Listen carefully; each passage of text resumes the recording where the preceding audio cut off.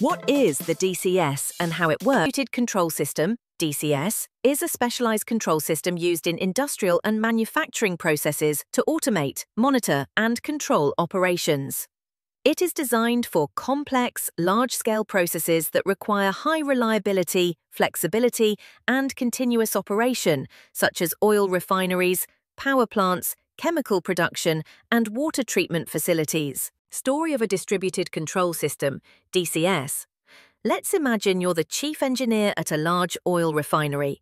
The refinery has thousands of sensors, valves, motors, and other devices working together to refine crude oil into gasoline, diesel, and jet fuel. You need a system that can control all these parts efficiently, safely, and in real time. That's where a DCS comes in. How DCS works, the big picture. Think of the DCS as a brain with many nerves, field devices, and organs, controllers, HMIs, etc., all communicating with each other in a distributed, decentralized way. Key features: decentralized control. Each part of the plant is managed by its own controller. Real-time monitoring. Operators can view and change parameters instantly. Redundancy and reliability. Built-in backups ensure no downtime. Scalability. Easy to add or modify control loops. Internal architecture of a DCS. Here's a breakdown of the major components and how they connect. 1. Field-level input-output devices. Prox. These are the senses and hands of the system.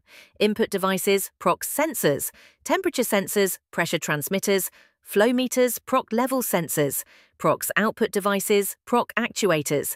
Control valves, motor starters, pumps, heaters. These devices send data to the controllers and receive commands from them. 2. Control level, proc controllers. These are the brains near the field equipment, typically PLC-like embedded systems. Execute control logic, PID loops, interlock sequencing, communicate with field devices via protocols like 420 mA, HART, Modbus, Profibus, often distributed across the plant to reduce wiring complexity and improve speed. Example: one controller may be dedicated to the crude distillation unit, another to the catalytic cracking unit. 3. Communication network.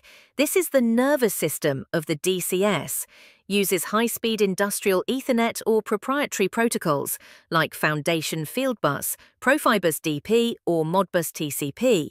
Provides real-time data exchange between controllers, operator stations, and history servers. Often has redundant paths to ensure no single point of failure. 4. Operator Station Human-Machine Interface, HMI. This is the face of the system for humans. Graphical User Interface, widget, for monitoring and control.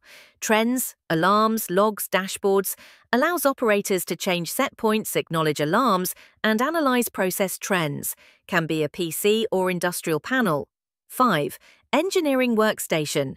Used by control engineers for configuring the DCS, creating and modifying control logic, downloading updates to controllers, managing tags, graphics, alarms, and historical data. 6. Historian and data servers. These systems record and manage vast amounts of time series data. Example: refinery temperature control loop.